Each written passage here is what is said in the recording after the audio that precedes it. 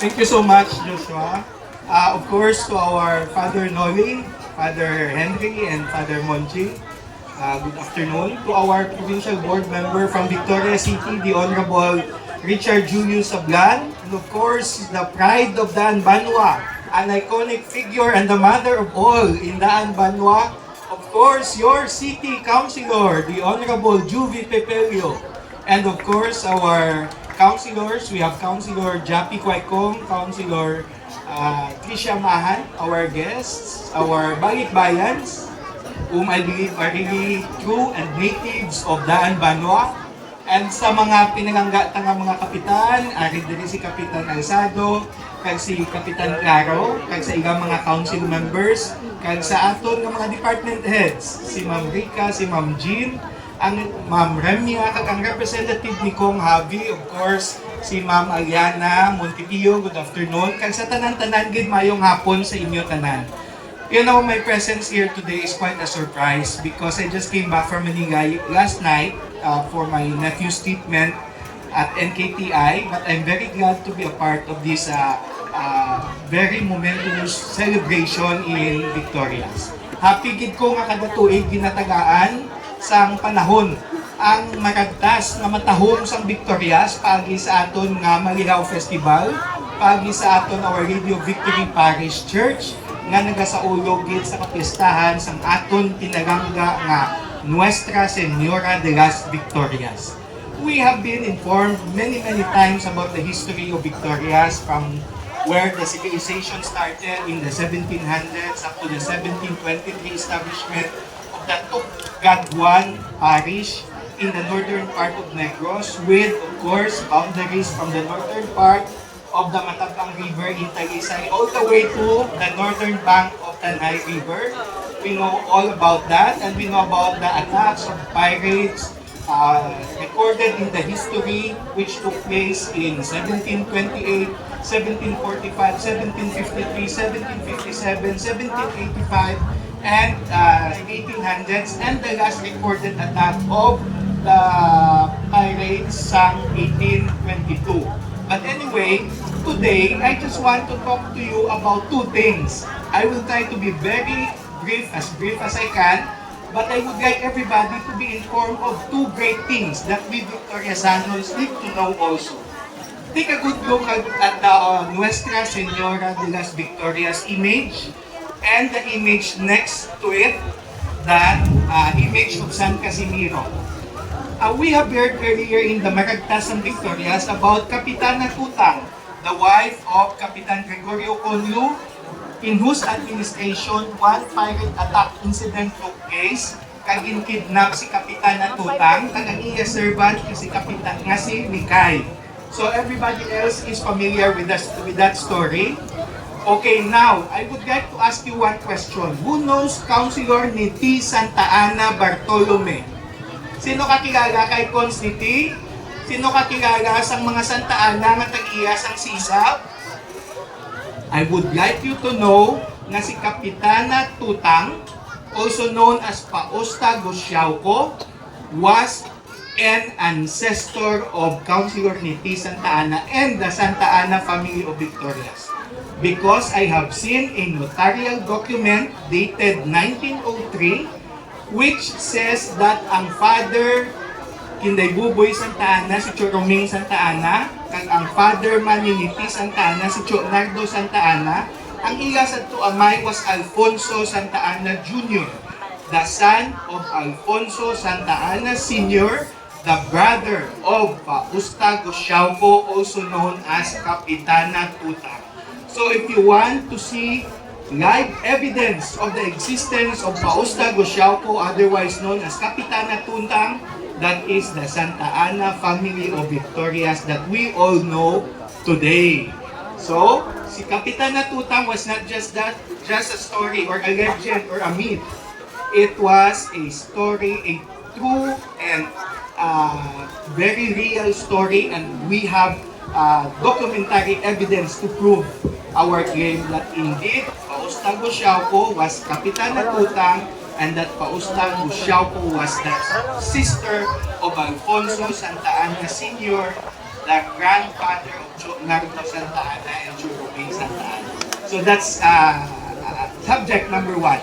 Subject number 2, I'd like to invite everyone to take a good look at the San Casimiro image here to the left side of the Nuestra Señora de las Victorias.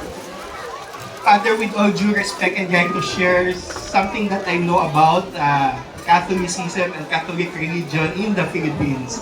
Okay, after the 1898 revolution, when the Filipinos took over from Spain, there was also a religious revolution. Because for many years, ang Catholic Church was dominated by friars, by Spanish friars. And because they have been in dominance for quite some time, about 300 years, damo man resentment ang mga Filipinos. They did not like how those Spaniard priests ran their parishes, dominance, the stories of Padre Damaso in the Noli Me Tangere story like that. So you know what happened after that 1898 revolution? Many, especially in Negros Occidental, many parish priests holding all the Catholic churches in the province and actually in general in the Philippines were driven out by the revolutionary leaders and other Filipinos. Because there was also a movement that we have here in the Albanwa, the Aglipayan Church. Monsignor Aglipay was also a Catholic Monsignor, Bishop. But he wanted Filipinos to dominate their very own church. So that's why after the revolution, many priests were driven out of their churches, and in Negros it was even recorded according to historian Modesto Saunoy that those priests were made to walk from Bacolod up to La Granja in La Carlota for many days, humiliated by the people along the way. Others were stoned. But when they came back to Bacolod in San Sebastian, out of fear, many of those Spanish friars went back to Spain. Others remained.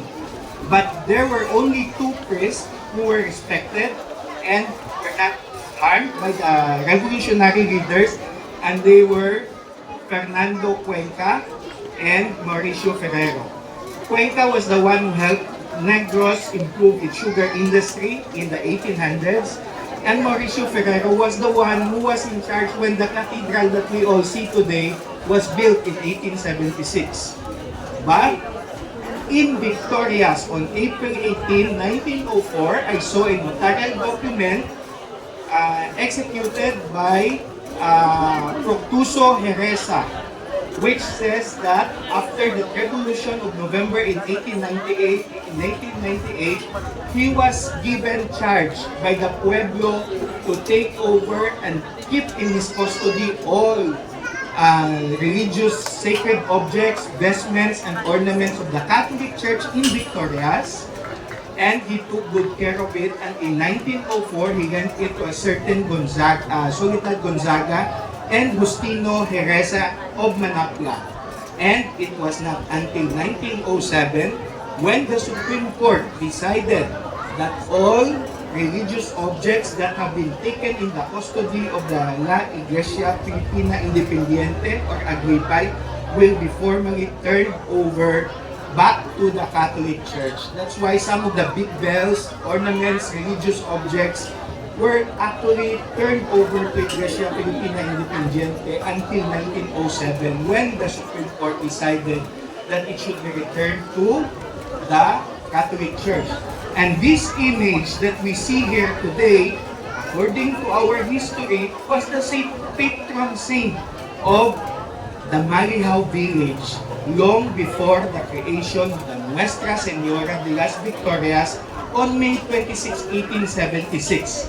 So meaning to say, to the people of the Albanwa, take a good look at the image of the San Casimiro here, because this might be the very same image that you once owned way back hundreds of years ago before 1876. So this might be the very image that we have here in the village of Malihao prior to 1876. That's why I believe, Father, the image of the San Casimiro here, now in the custody of the Silva family, is a very important religious heritage of Victoria City.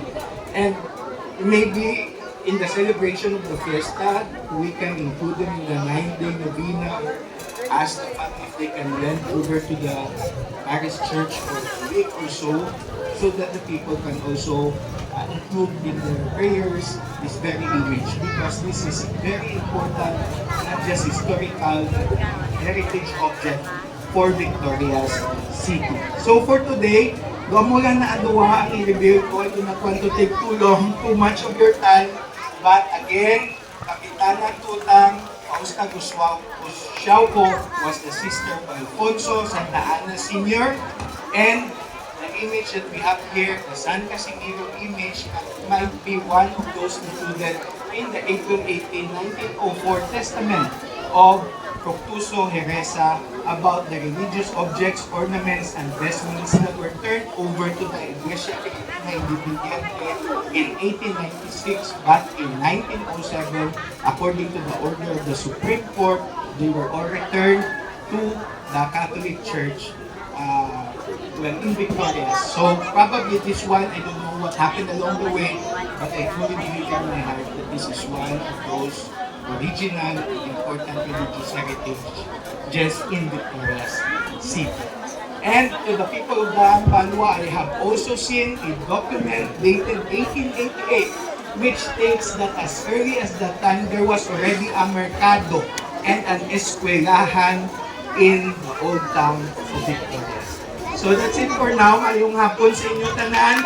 Happy Fiesta to everyone and salamat din sa opportunity. Salamat din. Thank you. Thank you so much, Councilor Dino Acuña. Palakpakan tayo niyo mga councilors, everyone. And of course,